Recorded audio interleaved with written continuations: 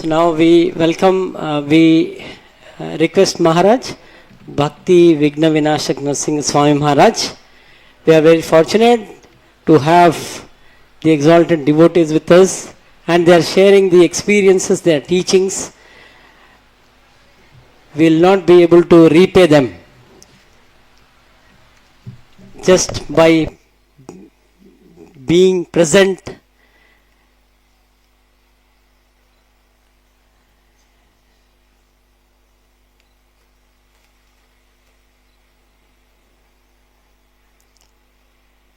We can invite others also.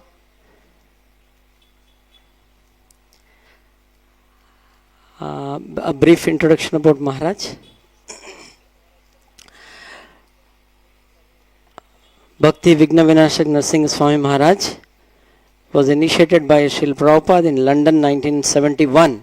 A year later he has received second initiation. He has been preaching for the last 20 years in Asian countries such as India, Philippines, China, Thailand. Through his years of preaching, he has given countless souls practical guidance and deep inspiration, taking sannyasa in Mayapur in 1994 from His Holiness Tamal Krishna Goswami Maharaj. Tamal Krishna Goswami did not mean much of a change in his lifestyle. Since Maharaj has always been strict in his sadhana, whoever gets to know Maharaj admires and respects his sincere and faithful practice of chanting the holy names of the Lord. He truly walks his talk. Maharaj has been teaching with the MI since its inception. I am also a student of Maharaj. Maharaj will be speaking. Maharaj, you are speaking on to systematically propagate spiritual knowledge. So Maharaj will be speaking on to systematically propagate spiritual knowledge. So we will welcome Maharaj by chanting Hare Krishna Mahamantra. Louder.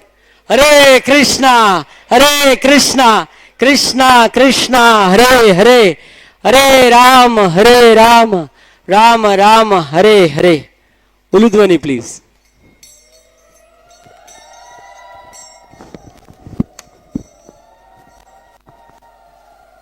Madhava Kunja Bihari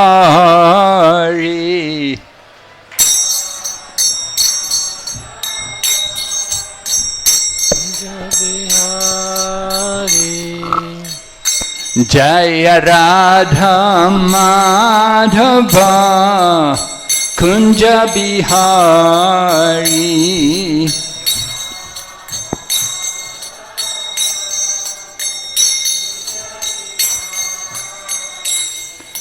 Gopi Jana Vallabha Giridharidhari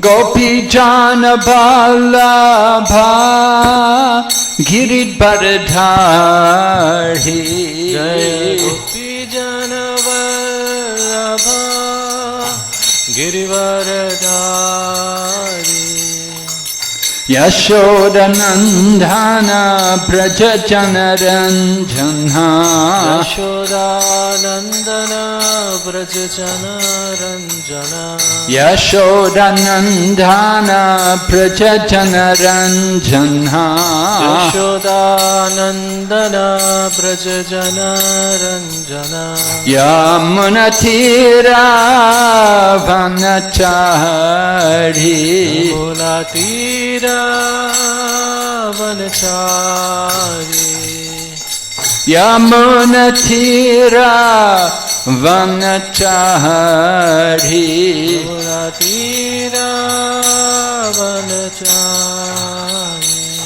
Jaya Radha Madhava Kunja Bihari Jaya Radha Madhav Kunj Bihari जय राधा माधव कुंज बिहारी जय राधा माधव कुंज बिहारी गोपी जान बल्लभा गिरिवरधारी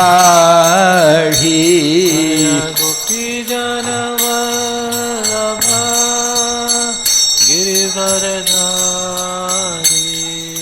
गोपी जान बल्लभा गिरिवरधारी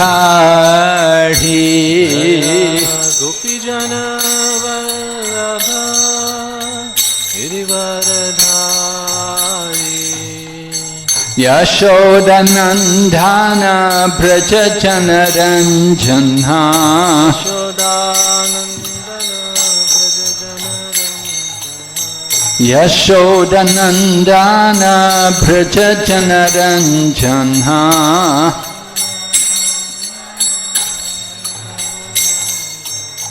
यमुना तीरा वनचारी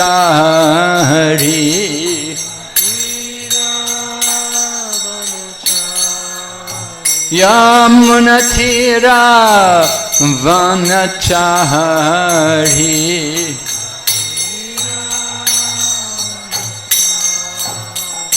Hare Krishna, Krishna Krishna, Hare Hare, Hare Rama, Rama Rama, Hare Hare. Hare Krishna, Krishna Krishna, Hare Hare,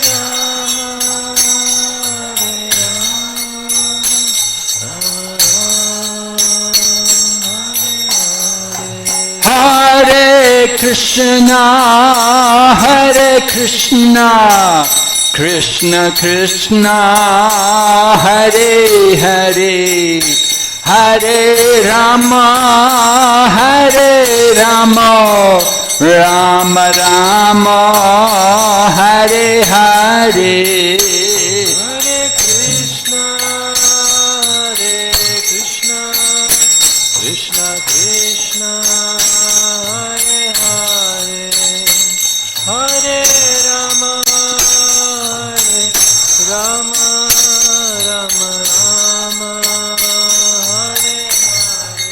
Hare Hare. Hare Krishna, Krishna Krishna, Hare Hare, Hare Rama, Rama Rama, Hare Hare. Hare Krishna, Krishna Krishna, Hare Hare, Hare Rama,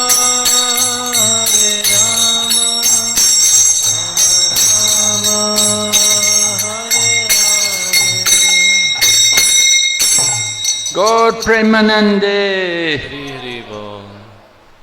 Nama Om Vishnu Padaya Krishna Prestaya Bhutale Srimati Bhakti Vedanta Swamin Iti Namane Namaste Saraswati Devi Gauravani Pricharine Nirvishesha Shunyavadi Paschacha Deshatarine Om Namo Bhagavate Vasudevaya Om Namo Bhagavate Vasudevaya. Om Namo Bhagavate Vasudevaya. Om Namo Bhagavate Vasudevaya. Om Namo Bhagavate Vasudevaya. Om Namo नमो भगवते वासुदेवाय Narayanam namaskrityam नारायणं नमस्कृत्यं Naram chaiva narottamam नरं चैव नरोत्तमं Devim sarasatim vyasam देवीं सरस्वतीं व्यासं Tato jayamudhirayat. ततो जयामुदीरये. So we're beginning the second phase of the Shravana Utsav now.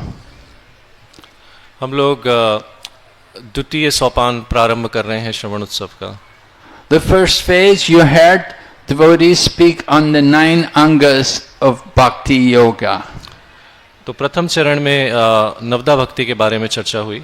And now we're going to speak about the different purposes of ISKCON. अब हम जो अलग अलग पर्पस हैं इस्कॉन के, इस्कॉन मिशन के, उसके बारे में चर्चा करेंगे. So Srila Prabhupada, as you all know, had gone to America in the 1960s alone, and with a great struggle he was able to begin some preaching in a little storefront in the lower side of New York City. तो शिल प्रभुपाद 1960 के दशक में America गए और वहाँ पे उन्होंने प्रचार चालू किया और एक छोटा सा एक दुकान जैसा था वहाँ पे न्यूयॉर्क शहर में, वहाँ पे उन्होंने प्रचार कार्य का प्रारंभ किया. He'd managed to rent a little shop front which previously had been named Matchless Gifts. So Srila Prabhupada thought it's a very appropriate name for a Krishna conscious center. तो शिल प्रभुपाद ने एक छोटी सी दुकान का सामने का हिस्सा था, वहाँ उसको किराए पे लिया और उस दुकान का पहले नाम मैचलेस गिफ्ट था और वहाँ पे उन्होंने प्रचार कार्य चालू किया. So Srila Prabhupada began to have his programs there and invited people who would meet him. He would invite them to come for his programs, and gradually he built up a small congregation of supporters.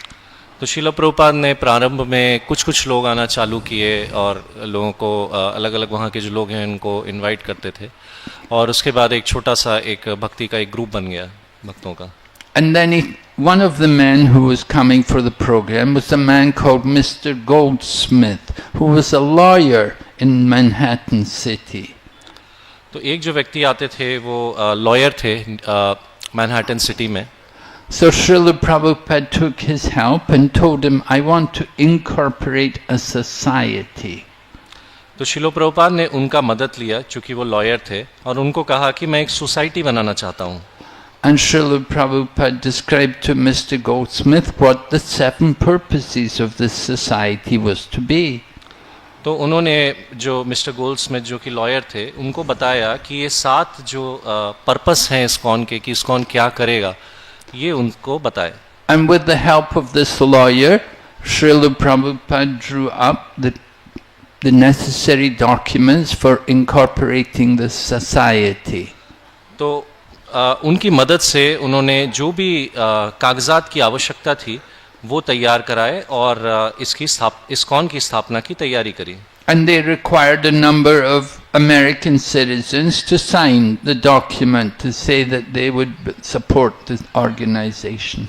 और उन्होंने जो वहाँ पे America के नागरिक थे उनसे कहा कि आप उनके साइन करने की वो कागजों पे आवश्यकता थी ताकि इस्कॉन की स्थापना हो सके. And at this particular point, no one had been initiated and no one was really committed at all to Krishna consciousness. तो उस समय में कोई किसी का भी दीक्षा नहीं हुआ था और किसी ने भी एक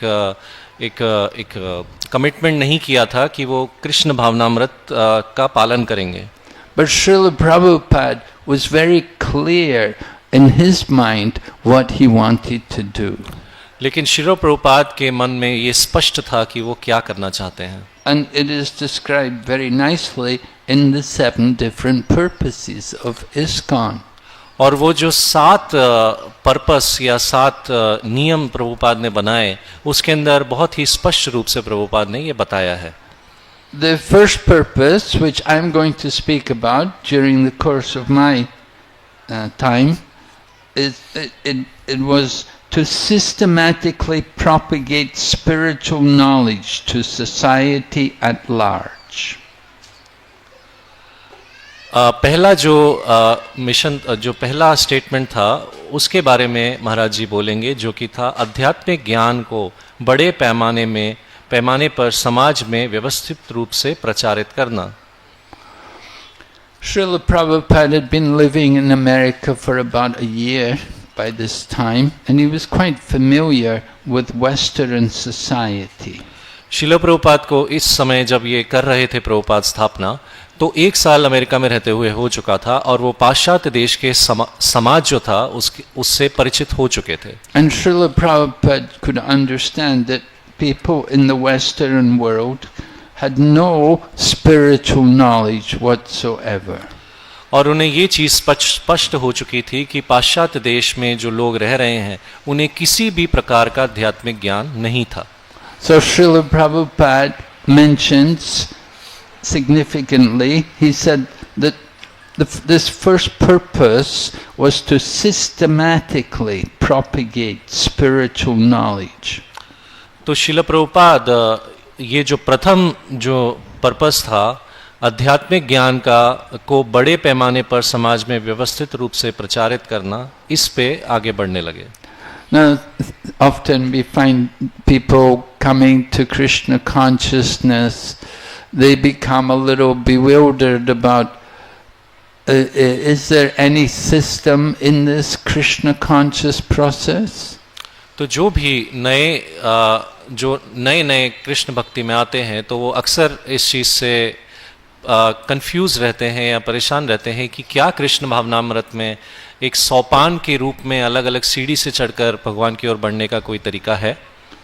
I've been reading a book just recently published by my godbrother, His Holiness Giriraj Swami Maharaj, and he's writing about 1971 when he was traveling with Srila Prabhupada here in India. तो अभी महाराज जी अपने गुरु भाई परम पूज्य गिरिराज स्वामी महाराज के द्वारा रचित एक किताब पढ़ रहे थे और उसके अंदर वो एक लीला लिखते हैं जब वो शिला प्रभुपाद के साथ भारत में भ्रमण कर रहे थे।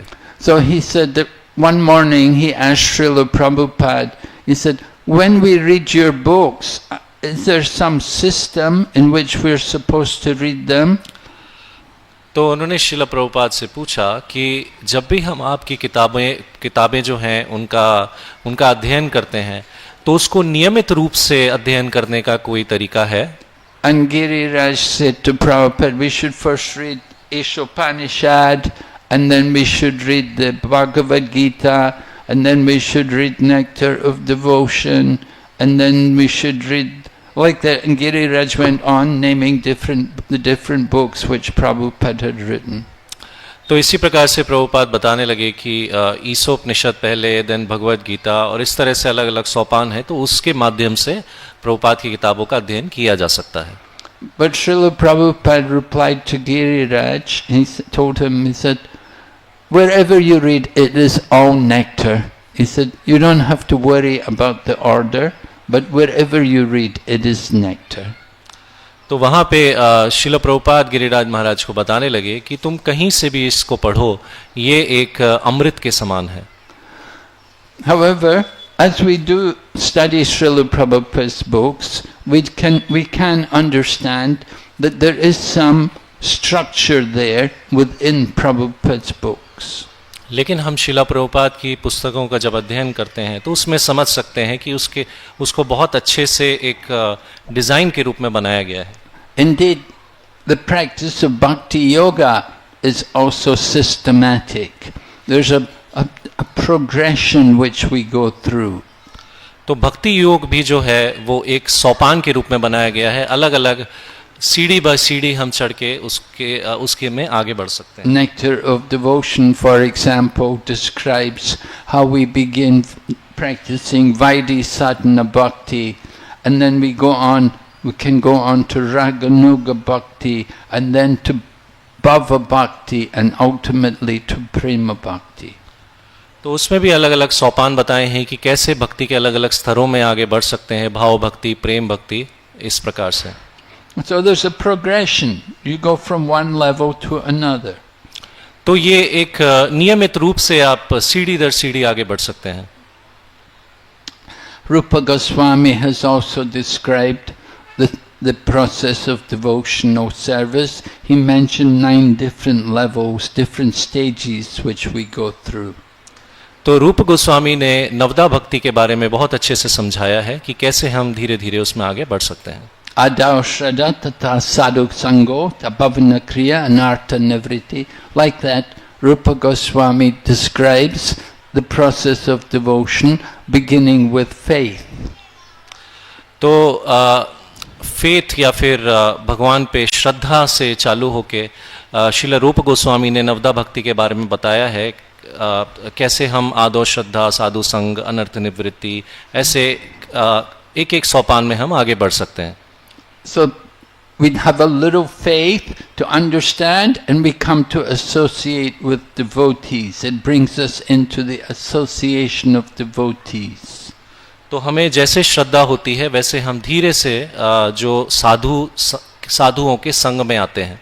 And in the association of devotees, they teach us how to practice devotional service, how to engage all of our senses in the service of Lord Krishna.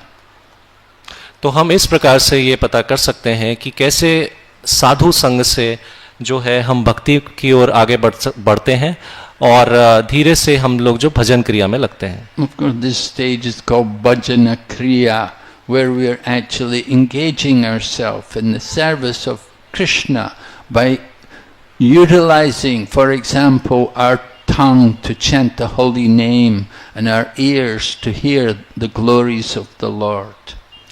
तो भजन क्रिया जो ये एक सोपान है इसमें आगे बढ़ने का, इसके अंदर एक उदाहरण दे सकते हैं कि हम कैसे भगवान का नाम लेते हैं और अपने कानों से हम भगवान की कथा सुनते हैं.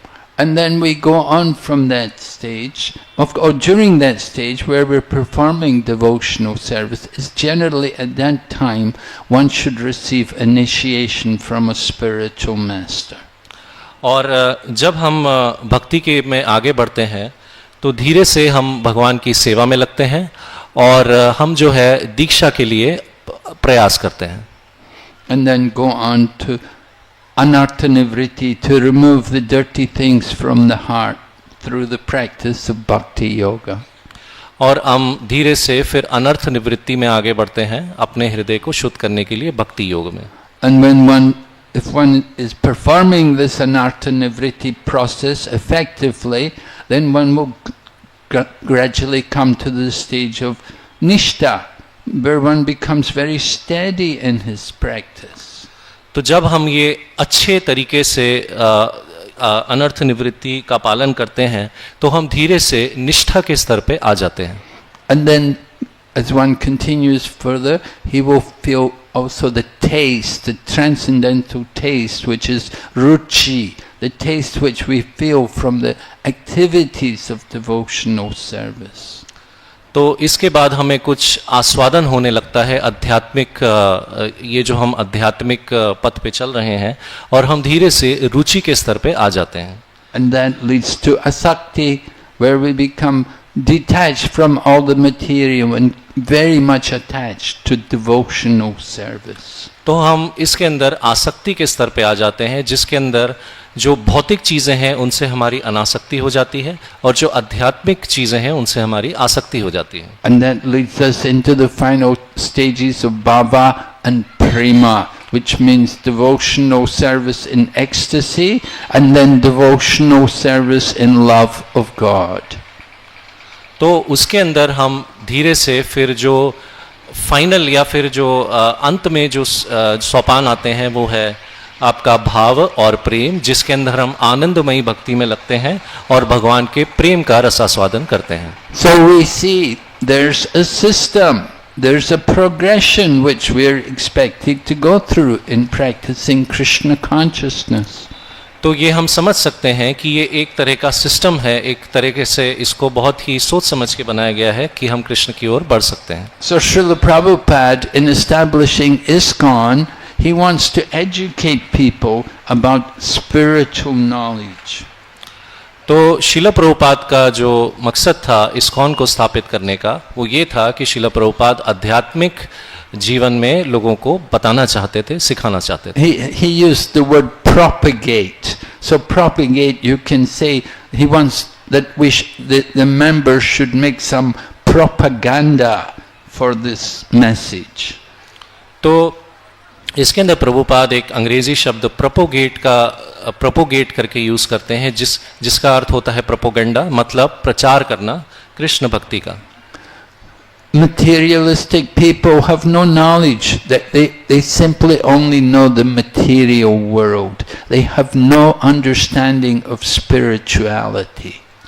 तो जो भौतिकवादी लोग रहते हैं उनको आध्यात्मिक जो जीवन है, आध्यात्मिक जगत है, उसके बारे में कोई ज्ञान नहीं होता है। They are simply interested in the activities which are also those of the animals. Achahara, nidra, baya, maithun adi. Eating, sleeping, mating and defending. तो जो भौतिकवादी लोग होते हैं वो पशु तुल्य जीवन जीते हैं और आहार, निद्रा, भय, मैथुनम, मतलब कि ये सिर्फ खाना, सोना, मैथुन करना और अपना बचाव करना, इस पर ही ध्यान देते हैं। So people who just simply engage in these activities, then they're not different from the animals, and we could describe them as two-legged animals. तो ये जो लोग होते हैं ये पशु तुल्य, ये जो पशु हैं उनसे कुछ अलग नहीं होते और उनको हम द्विपद पशु कह सकते हैं। And when people simply lead an animalistic life, the result is that in the next life they will have to take birth as animals. तो जब वो इस प्रकार का जीवन जीते हैं जानवरों समान, तो फिर अगले जीवन में उन्हें जानवर का ही शरीर प्राप्त होता है। So Srila Prabhupada, being the very great Vaishnava that he was very concerned to see other people suffering. तो शीला प्रभुपाद एक महान वैष्णव होने की वजह से उन्हें बहुत दुख होता था कि लोग जो हैं इस तरह से परेशान हैं इस भौतिक जगत में। And certainly if they have to lose the human form of life and then take an animal form of life, it is very miserable. It is a source of great suffering. तो जब किसी भी ऐसे व्यक्ति को मनुष्य जीवन से पशु योनि में जाना होता है तो वो बहुत कष्टदायी होता है उनके लिए। The human life is valuable. It is rarely achieved amongst all the different species of life. It is rare to get the human form of life. तो मनुष्य जीवन जो है बहुत ही दुर्लभ है, इतने अलग अलग योनियों में मनुष्य जीवन प्राप्त करना बहुत दुर्लभ है। And if we waste that human life in just only acts of sense gratification, like the animals, only eating and sleeping, then it is a great waste. तो हम इस प्रकार से मनुष्य जीवन को अगर व्यर्थ करते हैं सोने और खाने में, तो वह बहुत ही निंदनीय है। And how to save people from this? They have to be given spiritual knowledge.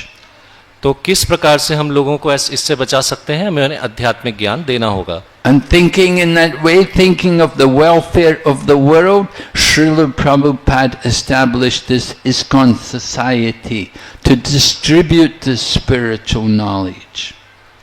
तो यह चीज को मन में रखते हुए कि कैसे लोगों का कल्याण करना है, श्रील प्रभुपाद ने ISKCON की संस्थापना करी। And this spiritual knowledge should be given to everyone, regardless of their race or their caste or their creed, but everyone all over the planet should be given this knowledge. तो ये ना देखते हुए कि वो किस रेस से हैं, कैसे दिखते हैं, किस कास्ट से हैं, ये देखे बिना हमें सबका उद्धार करना चाहिए। In the Vaishnava tradition, the Vaishnava does not make distinction between one person and another, but they see the Lord in the heart of all living entities. तो जो वैष्णव होता है वो सबके हृदय में भगवान को देखता है, किसी भी प्रकार से कोई भेदभाव नहीं करता है। And they think how to deliver them. और वो यही सोचता है कि इनका कैसे उद्धार किया जाए। In Srimad Bhagavatam, Sukadeva Goswami at one point was requested by Maharaj Parikshit to describe the process of creation. तो एक बार श्रीमद् भागवतम में परीक्षित महाराज जो हैं सुखदेव गोस्वामी से अनुरोध करते हैं कि भौतिक संसार कैसे रचित होता है इसके बारे में बताएं। So this comes in the second canto of Srimad Bhagavatam. Sukadeva Goswami, before describing the process of creation, he first of all offers prayers to the Lord. तो ये दूसरे स्कंद में आता है। तो सुखदेव गोस्वामी ये बताने से पहले एक प्रार्थना करते हैं। And one of the prayers, very significant, Sukadeva Goswami says, Kirita Hunandra Pulinda Pukasha Abira Shumba Yavana Kasha Adaya Yanye Chapapa Yadapashraya Shraddha Sujyanti Tasmai Prabhavishnave Namaha. Sukadeva Goswami is mentioning in this prayer that all different sinful races which are on the planet, beginning with Kiritas, meaning Africans. तो श्रील प्रभुपाद एक श्लोक में श्रीमद् भागवतम में बताते हैं कि जितने भी पापमयी लोग हैं, अलग अलग रेसेस हैं, अलग अलग प्रकार के लोग हैं, उसमें से अफ्रीकी जो होते हैं उन्हें किरीट कहा जाता है। So Kirita, the first race, then is Kirita, Hunandra, Palinda, Pukasha, Abira, all different races in different parts of the planet. They can all be delivered by the mercy of the devotee of the Lord. तो जो अलग अलग प्रकार के हैं, हुण, किरीट, पुलिंद, ये जो है किसी भगवान के भक्त के द्वारा जो है इनका उद्धार किया जा सकता है। How will they be delivered? Not just only seeing them, but by hearing the devotee of the Lord. तो सिर्फ देखने मात्र से जो है ये नहीं होगा, हमें जो भगवान का भक्त है उससे श्रवण करना होगा। Because the devotees of the Lord will give them spiritual knowledge which can awaken them to the real purpose of life. क्योंकि भक्त जो हैं उनको आध्यात्मिक ज्ञान देंगे और वो जो जीवन का लक्ष्य है उसके लिए जागृत हो जाएंगे। His Holiness Haladhara Maharaj was quoting Bhaktivinoda Thakur.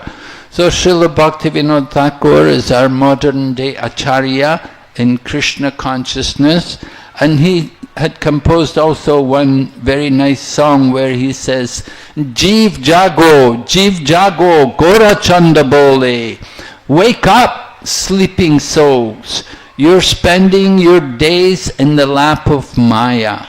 You have achieved such a rare human gift, but you do not care for it. तो परम पूज्य हलदर स्वामी महाराज ये कह रहे थे, और ये श्रील भक्ति विनोद ठाकुर जो कि हमारे आज के समय के मॉडर्न समय के जो आचार्य हैं, वो उन्होंने एक गीत लिखा है, जीव जागो। तो उसमें वो बताते हैं कि जीव जो सो रहा है उनको जागना चाहिए, तुम जो माया की गोद में सो रहे हो। So Srila Prabhupada's first purpose of ISKCON begins with systematically propagating spiritual knowledge, and then he goes on to say we have to educate all people in the techniques of spiritual life. तो श्रील प्रभुपाद जो प्रथम purpose बताया है उसके अंदर वो बताते हैं कि कैसे हमें एक सिस्टम के तरीके से, एक ऑर्गेनाइज तरीके से कैसे भक्ति में आगे बढ़ना है। So this is our Krishna consciousness movement. It works like this, that in the beginning we make some propaganda to attract the interested people. तो इसी प्रकार से हमारा जो कृष्ण भावनामृत मूवमेंट जो है वो आगे बढ़ता है कि हमें कुछ प्रोपोगेंडा करना होता है लोगों को आकर्षित करने के लिए। Let them hear a little bit, try to give them some spiritual knowledge, try to awaken them to the goal of life. तो उन्हें हमें जगाना होगा, उनको आध्यात्मिक ज्ञान देना होगा और उनको आध्यात्मिक जीवन के लिए जागरूक करना होगा। And at that time, some people become affected and they will come forward and say, yes, I'm interested. I want to know more. Can you tell me more about this? तो जब हम ये करते हैं तो कई लोग जो हैं उसमें रुचि लेने लगते हैं और कहते हैं कि हाँ मुझे इस चीज़ में रुचि है, मुझे और बताइए. Our devotees go all over the world, to all different parts of the world, to distribute the mercy of Lord Chaitanya Mahaprabhu. तो जो भक्त हैं वो पूरे विश्व में जाते हैं और भगवान श्री चैतन्य महाप्रभु जो हैं उनके टीचिंग्स का, उनकी शिक्षाओं का प्रचार करते हैं. And we begin in a simple way, just making some little publicity, having a public program, inviting everyone, come, chant and dance, take prasadam. तो हम जो है एक साधारण और सरल तरीके से इस चीज़ को आगे बढ़ाते हैं. हम एक छोटा सा प्रोग्राम ऑर्गेनाइज करते हैं, सबको बुलाते हैं, आइए प्रसाद लीजिए, जप कीजिए.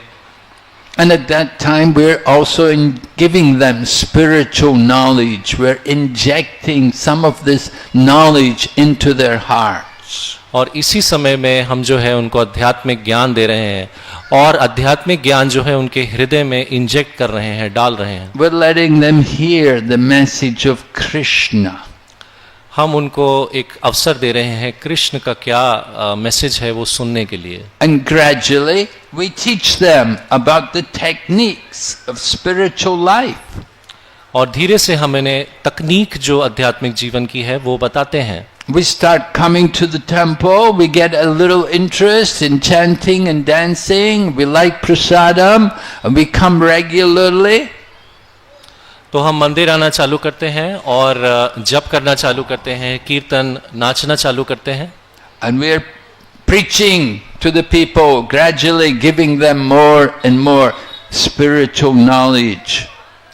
तो हम धीरे से प्रचार कार्य करते हैं और उनको आध्यात्मिक ज्ञान देने लगते हैं.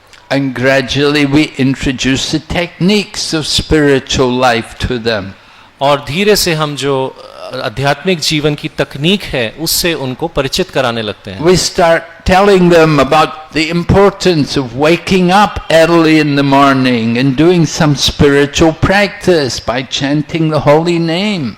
तो हम उन्हें सुबह जल्दी उठने की जो है उठने के लिए कहते हैं और उनको जप करने के लिए कहते हैं. Because people are all Kali Yuga people. They're influenced by this age of Kali and they have a lot of irreligious habits. तो जो लोग हैं वो कलियुग के लोग हैं और उनको जो है इस कली युग में रहने की आदत है और पापमयी जीवन का अभ्यास है. They need to hear and they need to be told everything, what to do and how to do it. तो उन्हें हर चीज हमें बतानी होती है, कब करना है, कैसे करना है. So the techniques of spiritual life means we talk to people about being a vegetarian, stop eating meat and fish and eggs and even give up onions and garlic. तो हम उन्हें कैसे आध्यात्मिक जीवन जीना है ये बताते हैं और हम उन्हें कहते हैं कि आप शाकाहारी भोजन कीजिए, मांस और अंडा ना लें और प्याज भी ना खाएं. And we encourage people, don't spend all your money and time just going to Bollywood movies and watching Bollywood movies, but come to the temple and read the Bhagavad Gita. तो हम उन्हें कहते हैं कि बॉलीवुड की पिक्चरें देखना बंद करें, मंदिर आएं, भगवद गीता पढ़ें. We talk to people about the importance of religious principles. हम जो है लोगों को जो आध्यात्मिक जीवन की जो शैली है उसके बारे में बताते हैं. Cleanliness, taking bath every day, every morning, getting up in the morning, immediately taking a bath and putting on clean clothes and even putting tilak on the body. तो हम उन्हें बताते हैं कि सुबह जल्दी उठें, नहाएं और अपने आप को स्वच्छ रखें, जल्दी उठ के जप करें. And then giving up all kinds of intoxication. और उन्हें ये भी कहते हैं हर प्रकार का नशा छोड़ दें. Not depending on things like tea and coffee. और चाय और कॉफी पे निर्भर ना रहें. But becoming attached to the chanting of the holy name and the hearing of the scriptures like Srimad Bhagavatam. तो हरिनाम का अभ्यास करें और वैदिक शास्त्रों से श्रवण करना चालू करें, जैसे कि Shrimad Bhagavatam. So the principles of religion, cleanliness, mercy, austerity and truthfulness. तो जो आध्यात्मिक जीवन के जो प्रिंसिपल हैं, जैसे कि तपस्या, स्वच्छता, we encourage people to learn the techniques of the spiritual life.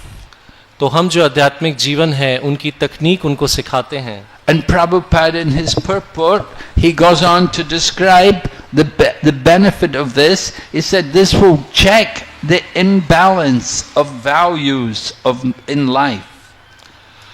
तो अगर हम इसका पालन करेंगे तो जीवन में जो बैलेंस नहीं है, संतुलित नहीं है, तो संतुलन आएगा. Srila Prabhupada is pointing out that people don't know what is really valuable in life anymore. तो प्रभुपाद बता रहे हैं कि आज लोगों के जीवन में क्या चीज़ जो है वो वैल्यू रखती है, वो लोग नहीं जानते हैं. They are thinking money is the goal of life. वो सोच रहे हैं धन ही जीवन का लक्ष्य है. They're thinking if I get rich, I will be happy, I will enjoy. वो ये सोच रहे हैं कि अगर मैं धनी हो जाऊंगा तो मेरा जीवन सुखी हो जाएगा और मैं आनंद उठाऊंगा. It was a few years back, Alfred Ford, Henry Ford's grandson, Alfred Ford, who's an initiated disciple of Srila Prabhupada, his mother passed away from the world. तो ये कुछ समय पहले की बात है. जो है अल्फ्रेड फोर्ड जो हैं, जिन्होंने श्रीला प्रभुपाद से दीक्षा ली है, उनकी माता जो हैं वो चल बसी. So when his mother passed away, he came here to Mayapur to place his mother's ashes in the Ganga. तो वो ये होने के बाद अपने माता के जो अस्थि विसर्जन है वो यहाँ गंगा माता में करने के लिए आए. And at that time, he told some devotees, he said, people all think money will make you happy. But he said, I've learned from my mother that money doesn't make you happy. तो Alfred Ford जो हैं, उन्होंने ये कहा कि लोग ये सोचते हैं कि धन जो है हमको सुख देगा, पर मैंने अपनी माता से ये सीखा है कि धन सुख नहीं देगा. He said, my mother had so much money. Anything money could buy, she could have it. But she was not happy. उन्होंने कहा कि मेरी माता जो है उनके पास बहुत धन था, लेकिन मैंने देखा कि वो सुखी नहीं थी. And she is not a unique, that's not the only person in the world. So many people have a similar experience of life. तो उन्होंने कहा कि मेरी माता जो है अकेली ऐसी व्यक्ति नहीं है जिनका ऐसा अनुभव रहा है, ऐसे अनंत लोग हैं. But people are so mad after money. They will work all day and night. They will sacrifice their lives just to try to get more money. लेकिन लोग जो हैं वो अपना मद खो चुके हैं धन प्राप्ति के लिए. So people have not really understood what is important in life. तो लोग जो हैं वो ये नहीं समझ पाए हैं कि जीवन में क्या चीज़ ज़्यादा महत्व रखती है. Of course we do need some money, but that's not the only thing we need. ये सच है कि हमें कुछ धन की आवश्यकता है, लेकिन ऐसा नहीं है कि हमें केवल धन की आवश्यकता है. We have to get a proper education, and that education is not just something you get by going to the universities these days. तो हमें एक नियमित रूप से ज्ञान प्राप्त करने की आवश्यकता है, और वो वैसा ज्ञान नहीं है जो हम अलग अलग कॉलेज यूनिवर्सिटी जाके प्राप्त करते हैं. You may get a good job, you may get a good degree, you go to a good university, you get a nice degree, and you get a job in the corporate world, and you can work in the big industry. तो हम जाकर बहुत अच्छी degree प्राप्त कर सकते हैं, उसके साथ हमारे को जो है एक अच्छा नौकरी लग सकती है कॉर्पोरेट कंपनी में. Some time back I was in New Delhi and I was in one of our centers there, And a young lady there was telling me how she said she worked so hard to get a degree and to get into the corporate world. तो महाराज जी नई दिल्ली में थे और उन्हें एक युवती माता जी मिली और उन्होंने उन्हें बताया कि वो कितना मेहनत करती हैं एक कॉलेज का एक डिग्री प्राप्त करने के लिए. She said, I got the degree, I got a job, I got a good job, a big company, and she said it was just terrible, it was just unbearable, working in the office with so many people, everyone hated each other, they were all nasty with each other, competing with each other, and they were all engaged in many sinful activities. तो वो ये बता रही थी कि ये सब जो है ये कितना ख़राब उनका अनुभव है, कैसे एक डिग्री प्राप्त करना, फिर एक जॉब में जाना, ऑफिस जाना, वहाँ पर इतना समय व्यतीत करना, और वहाँ पर लोग जो हैं वो एक दूसरे को पसंद नहीं करते, एक दूसरे से घृणा करते हैं और पापमय जीवन जीते हैं. She said, I was thinking I was getting into a very nice situation, but it turned out to be the most terrible situation. माता जी ने बताया कि मुझे लग रहा था कि मैं बहुत ही सुखी होने वाली हूँ और यहाँ पे बहुत अच्छा होगा सब कुछ, लेकिन अब मुझे समझ में आ रहा है कि मैं बहुत ही खराब जगह में फंस चुकी हूँ. So the values of life, Prabhupada is talking about the imbalance of the values. We don't know what is really important in life anymore. तो शीला प्रभुपाद जो है जीवन के महत्व के बारे में बताते हैं, लेकिन आजकल लोगों को किस चीज़ का क्या महत्व है, जीवन का क्या महत्व है, इसका ज्ञान नहीं है. Just like when it comes to marriage, a young woman looks at the man and she doesn't think about what is the character of the man, but she thinks how much money has he got. तो जब एक युवती विवाह के बारे में विचार करती है तो वो जो जिससे विवाह करने वाली है उसके चरित्र के बारे में नहीं देखती, वो सिर्फ धन को देखती है. And she thinks, is he good looking or not? और वो ये सोचती है ये अच्छा दिखता है या नहीं दिखता है. And of course the situation also works for the men. Men look at women and they think, is she good looking? How much money has she got? और यही चीज़ पुरुष भी देखता है कि स्त्री सुंदर है या नहीं है, उसके पास कितना धन है. They don't think about the character of the person. They simply think about the money and the bodily appearance. तो वो जो है व्यक्ति के चरित्र को नहीं देखते, वो देखते हैं कि व्यक्ति के पास कितना धन है और वो कैसा दिखता है. So of course the good looks of the body, they're finished very quickly. And also one's money also doesn't last forever.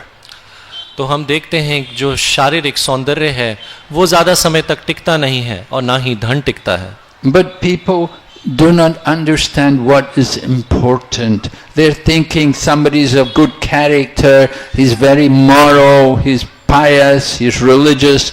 They think, oh, useless. They think not important.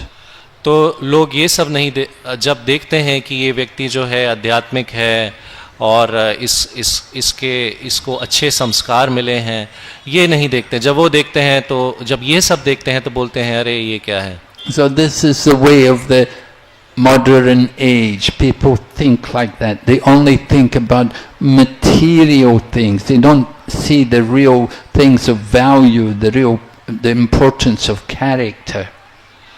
तो आजकल के जो लोग हैं इस समय के, वो यह देखते हैं कि भौतिक चीज़ें कैसी हैं, वो ये नहीं देखते कि व्यक्ति का चरित्र कैसा है. So Srila Prabhupada, in establishing the Krishna consciousness movement, he wanted to change that imbalance in people. तो शीला प्रभुपाद ने जब इस्कॉन की स्थापना करी तो वो यह जो इम्बैलेंस है इसको हटाना चाहते थे. He wanted people to understand what is actually important in life.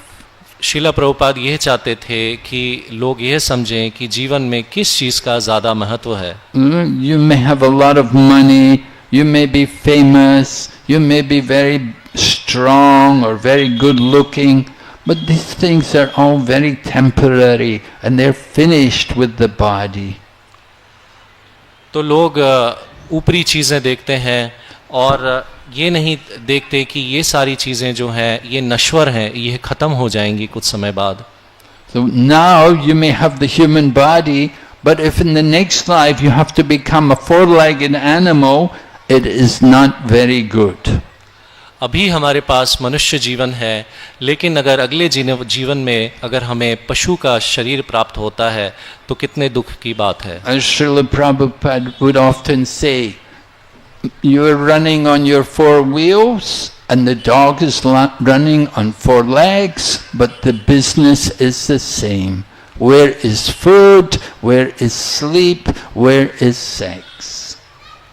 Srila Prabhupada कहा करते थे कि ये गाड़ी जो है वो चार पहिए पे चलती है और पशु जो है चार पैरों पे चलता है, लेकिन कार्य जो है वह एक ही है, जो है कहाँ पर संभोग कर सकते हैं और कहाँ पे खाना मिलेगा.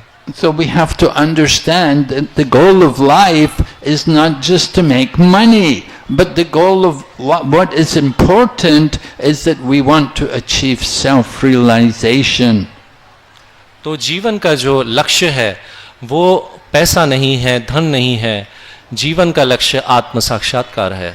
And this point is made very clear when you study scriptures, when you hear the message from the Ramayana or the Srimad Bhagavatam, Mahabharata, they're all teaching the same thing about the importance of self-realization. तो जब हम अलग अलग प्रकार के शास्त्रों का पठन करते हैं, जैसे कि रामायण, श्रीमद् भागवतम, तब हमें समझ में आता है कि जीवन का जो लक्ष्य है वो आत्म साक्षात्कार है. One of the important verses in Srimad Bhagavatam which Srila Prabhupada regularly spoke on was a statement by Lord Rishabhadev. Lord Rishabhadev was a great king long ago in the days of yore, and he had 100 sons. So before he retired into the forest in Vanaprastha, he first of all gave instructions to his sons. तो श्रील प्रभुपाद श्रीमद् भागवतम में ऋषभ देव का वर्णन आता है. उनके बारे में बताते हैं जिनके की 100 पुत्र थे. So this instruction was very wonderful. He tells his sons, Nayam deho dehabajam naraloke kushtam kamarnahate vidbujam ye tejo divyam putrakayena sattvam Shudayad yasmad brahmashokyam tvanantam. Lord Rishabhadev is telling his sons that, my dear sons, do not worry about the pleasures of the body which are there even for the animals which eat stew like the pig and the hog.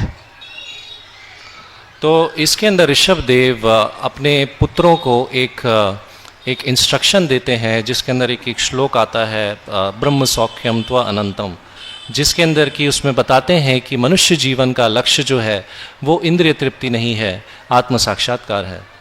He said it will be better if you will use your life to do a little tapasya, a little austerity, because by doing some austerity you will get control over your mind and senses.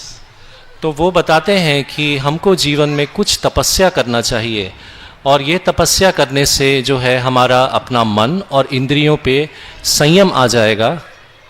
And when your mind and senses are controlled, you can purify your consciousness and you can experience real pleasure. और जब हमारा मन और इंद्रियां स्वच्छ हो जाते हैं, शुद्ध हो जाते हैं, तब हम आध्यात्मिक आनंद का अनुभव कर सकते हैं. So Prabhupada saw that people in the world today, they're looking for happiness, but they're trying to find happiness through the senses and through the body, and they're thinking happiness is to have money, to have wealth, and to engage in sinful activities. तो यहाँ पे वो बताते हैं कि लोग को लगता है कि इंद्रिय तृप्ति ही जीवन का लक्ष्य है और धन प्राप्त करना, आनंद प्राप्त करना ही जीवन का लक्ष्य है. Sinful activities will simply cause you to get another body again in the material world. तो जो पापमय जीवन है, अगर हम वो जिएंगे तो हमें दोबारा से इसी भौतिक संसार में एक शरीर प्राप्त होगा. Srimad Bhagavatam says, Nunam pramata kurute vikarma yad indriya pritaye aprinoti nasadu manye yata atmanuyam asanapi kleshada ashadeha. Again, this is Lord Rishabdev's teaching, and he's saying that because of madness, pramata means madness, and nunam pramata kurute vikarma, they engage in activities of vikarma, acts against the religious principles.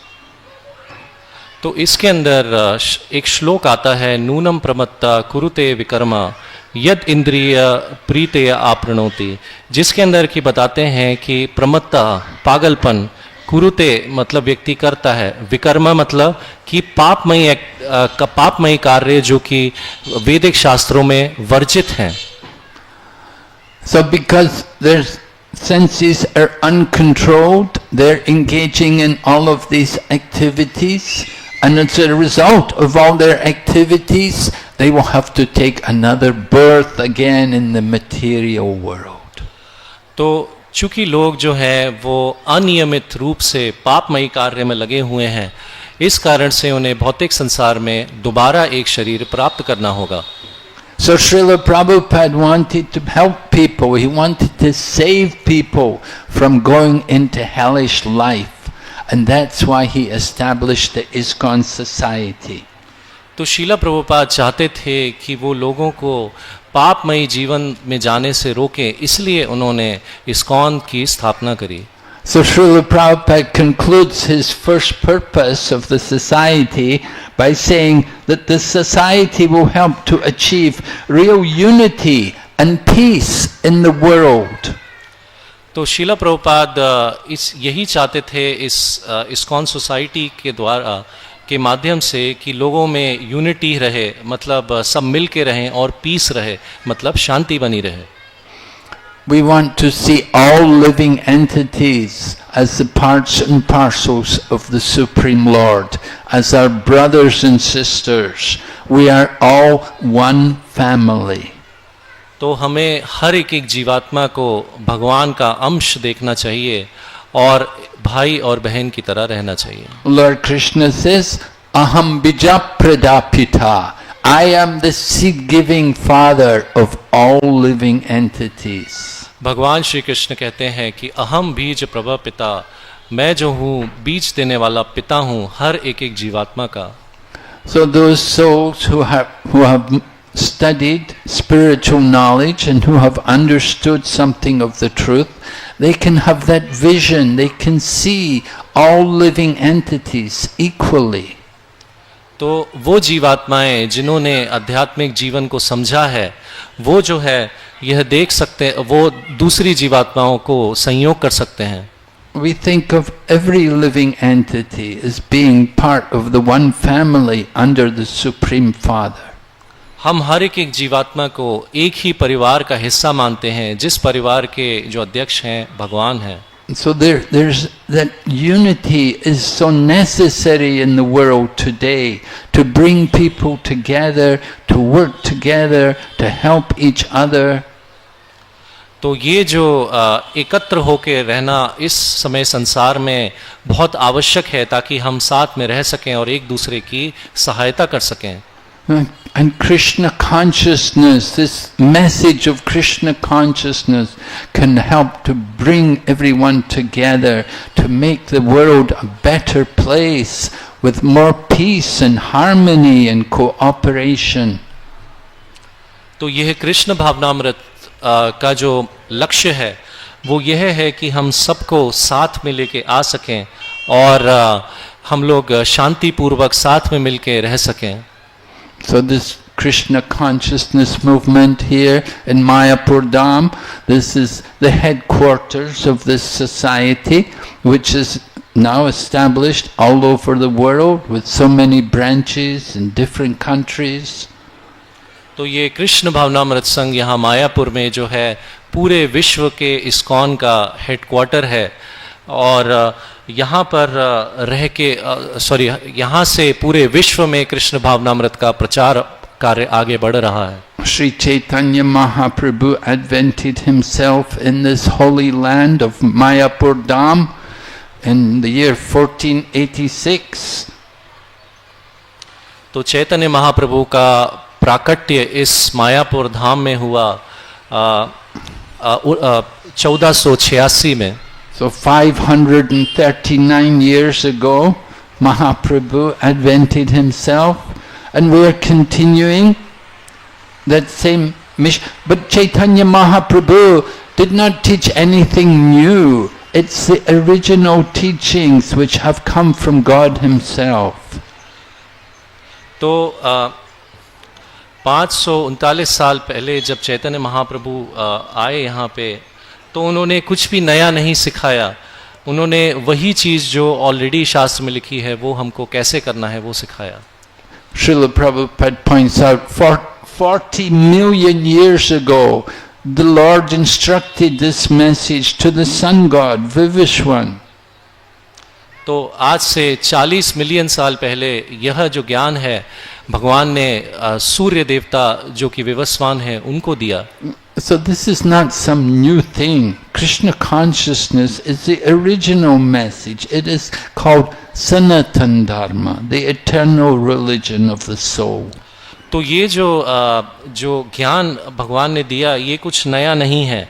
इसको original message कहते हैं या प्रथम ज्ञान कहा जाता है, Krishna भावनामृत। Srila Prabhupada desired everyone could find a place in this ISKCON society. तो श्रील प्रभुपाद चाहते थे कि हर व्यक्ति का इस ISKCON सोसाइटी में एक स्थान होना चाहिए। You do not have to leave your home. You do not have to give up anything. You just simply have to add that consciousness of Krishna.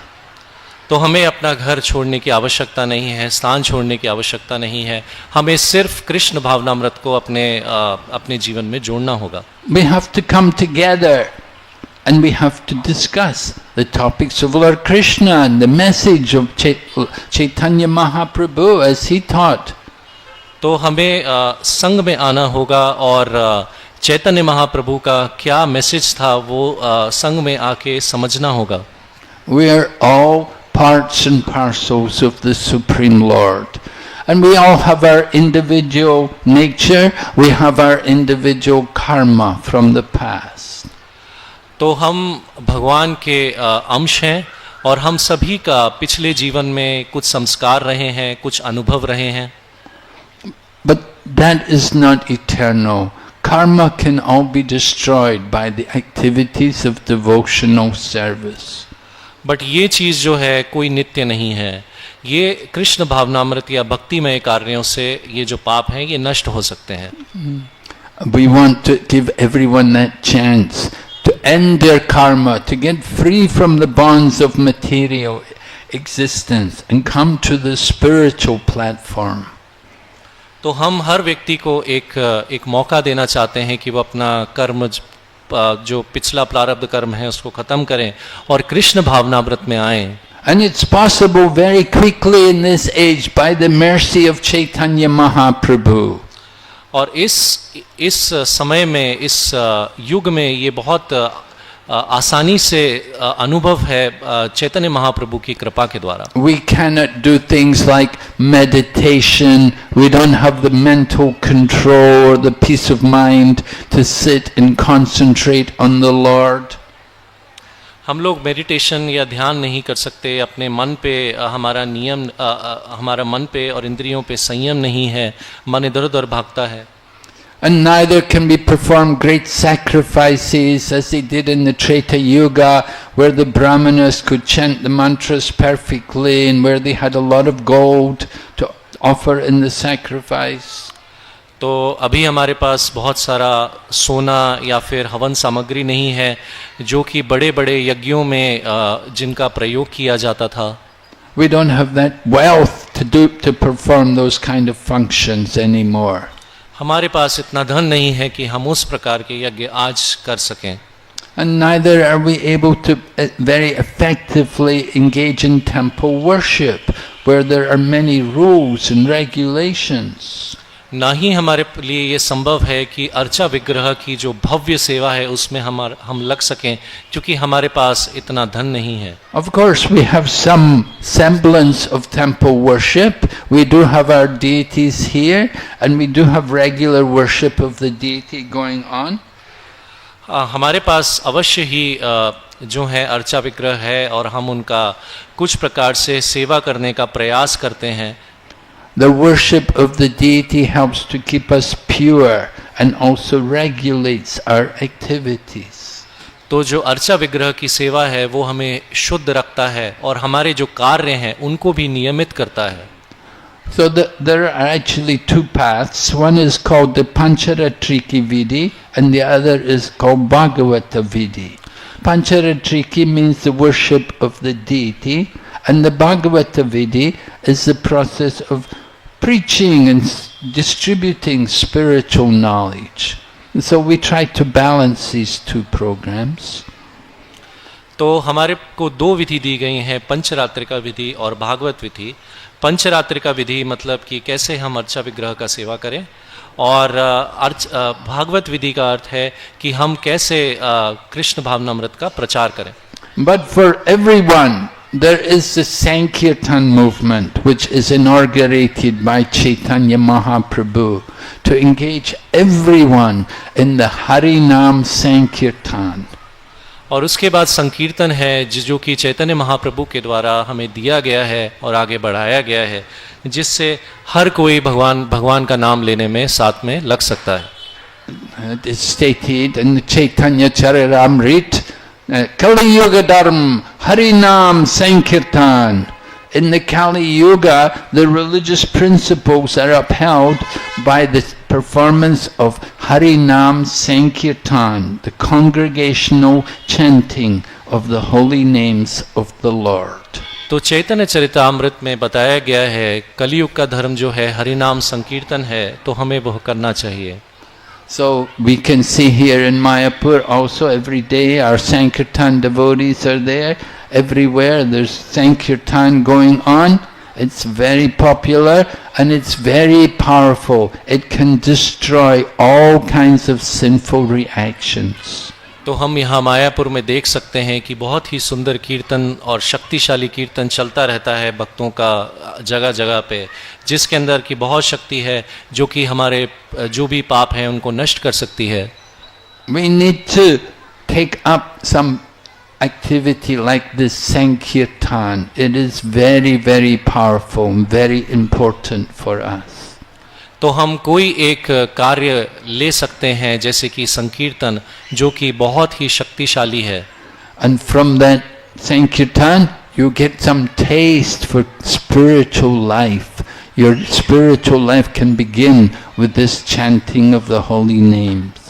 तो ये जो संकीर्तन है इससे हमें कुछ रुचि हम हरि नाम में बढ़ती है हमारे आध्यात्मिक जीवन में, और इससे हमारे आध्यात्मिक जीवन जो है उसकी शुरुआत होती है, उसका प्रारंभ होता है।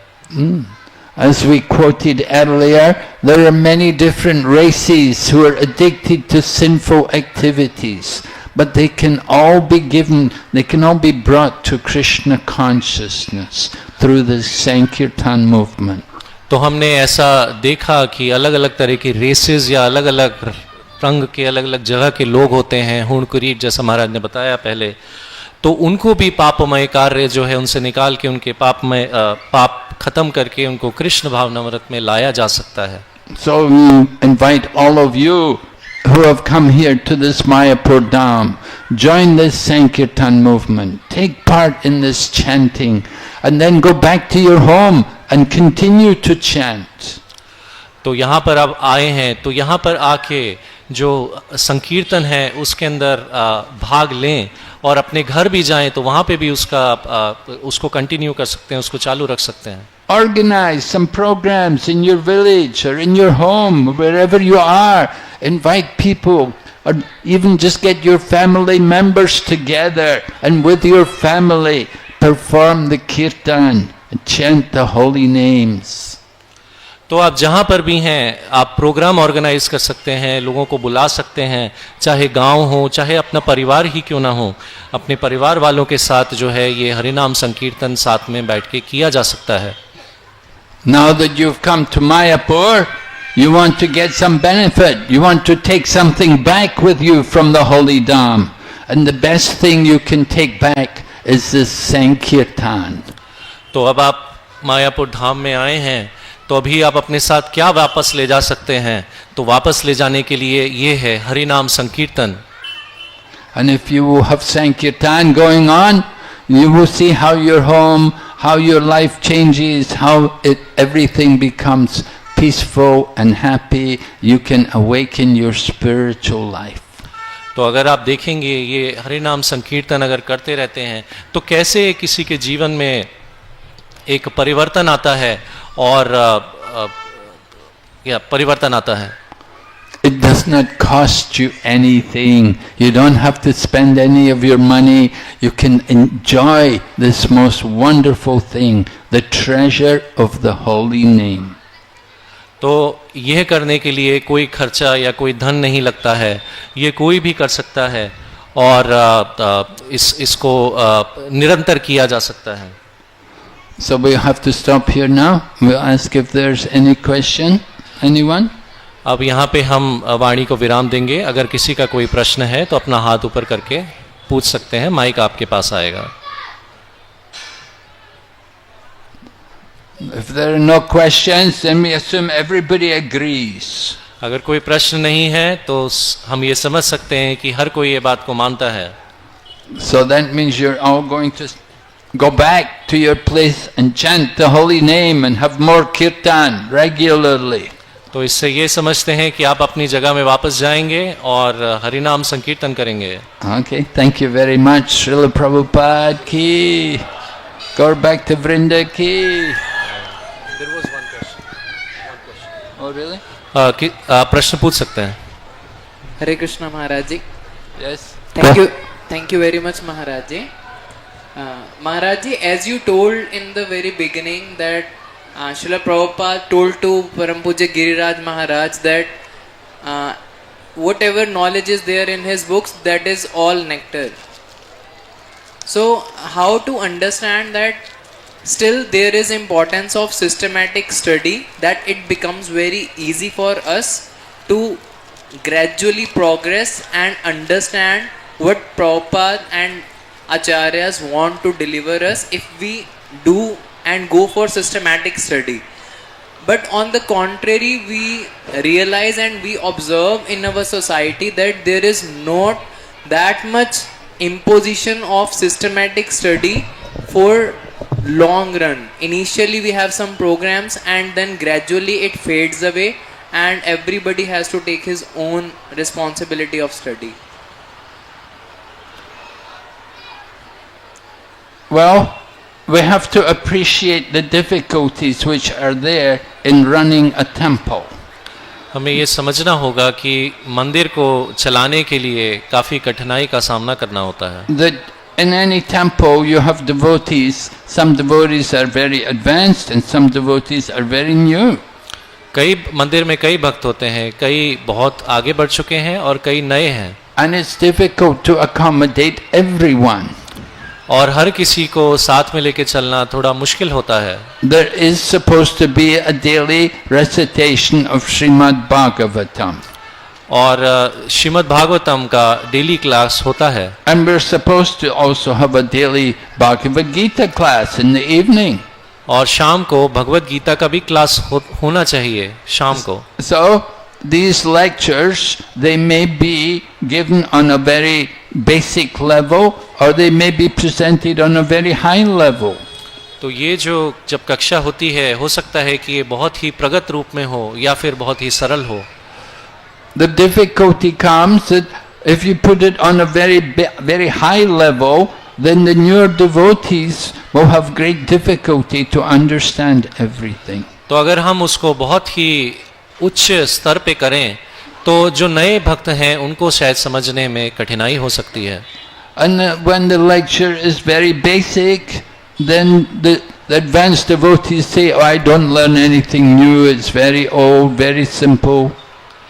और जब उसको बहुत ही साधारण स्तर पे किया जाता है तो जो कोई उन्नत भक्त हैं वो ये कह सकते हैं कि मुझे कुछ नया सीखने के नहीं मिला, ये तो सब नॉर्मल है. One devotee said to Srila Prabhupada, he didn't go to classes because he said everybody, whatever they teach, he said, I already know that, it's nothing new. तो शिला प्रभुपाद से एक भक्त ने कहा कि क्लास में मैं इसलिए नहीं जाता हूँ क्योंकि जो कुछ भी सिखाया जा रहा है वो कुछ नया नहीं है, मैं पहले से ही जानता हूँ. So Prabhupada said, then you should give the class. तो शिला प्रभुपाद ने कहा तो फिर आप क्लास दो. If you feel everything they're saying you know, then why don't you give classes? Let's hear something different. तो शिला प्रभुपाद ने कहा अगर आपको लगता है कि आप सब कुछ जानते हैं तो आपको क्लास देना चाहिए, वो लोग कुछ नया सीखेंगे. It's so difficult to please everyone when you're running a temple. We cannot expect to please everyone. We can just simply try to please Guru and Krishna. तो जब हम मंदिर चला रहे होते हैं तो सबको प्रसन्न करना संभव नहीं होता है. हम सिर्फ ये प्रयास कर सकते हैं कि हमें गुरु और कृष्ण को प्रसन्न करना है. The important point is that the hearing and chanting is going on. Some katha is there. You may say, oh, it is not very systematic, but at least something is going on. पर हम देख सकते हैं कि ये हम देख सकते हैं कि चलिए कुछ तो मंदिर में चल रहा है, कुछ कक्षा तो चल रही है. And we do have courses, structured courses. You can take part in Bhakti Shastri, then Bhakti Vaibhav, then Bhakti Vedanta, and Bhakti Sarvabhauma, and you can study for years by going through these different courses. तो हम ये देख सकते हैं कि जैसे कि भक्ति शास्त्री कोर्स है, भक्ति वैभव है, भक्ति वेदांत है, तो ये अलग अलग प्रकार के जो कक्षाएं हैं, कोर्सेज हैं, वो चल रहे हैं. And these are very systematic courses. और ये बहुत ही नियमित रूप से पढ़ाए जाने वाले कोर्स हैं. So we encourage someone like yourself who's feeling that you'd like to learn more and it's not very systematic, then you take part in these courses which are available for everyone online or even in your temples. You may be fortunate that you have somebody there who is presenting these courses. तो हम ये courses जो हैं इसके अंदर भाग ले सकते हैं अगर हमें नियमित रूप से सीखना है. या तो ये ऑनलाइन होता है इंटरनेट पे या फिर ऑफलाइन, मतलब आप जाके भी ये जो है अटेंड कर सकते हैं. और आप बहुत भाग्यशाली होंगे अगर वहाँ पे जिस मंदिर में आप हैं वहाँ पे कोई ऐसा सिखाने वाला शिक्षक है. The opportunity is there if you want. That systematic education is definitely there. तो एक मौका है अगर आप नियमित रूप से शास्त्रों को पढ़ना चाहते हैं और समझना चाहते हैं. And once you go through these courses, then you teach it to others. और जब आप ये कोर्सेज कर लेंगे तो आप दूसरों को भी सिखा सकते हैं. Right. If you're not feeling satisfied, then you take the courses and study systematically, and then you start teaching systematically to others. अगर आप संतुष्ट नहीं हैं तो आप ये कोर्स अटेंड कर सकते हैं, सीख सकते हैं और फिर दूसरों को ये चीज़ सिखा सकते हैं, पढ़ा सकते हैं. But don't just complain. You've got to take it up yourself, do something yourself. लेकिन इसके अंदर कंप्लेन नहीं करना चाहिए. ये हमें खुद ये चीज़ का हमें जिम्मेदारी लेना होगा. Okay. Hare Krishna. Thank you very much. Srila Prabhupada ki jai. परम पूज्य भक्ति विघ्न विनाशक नरसिंह स्वामी महाराज की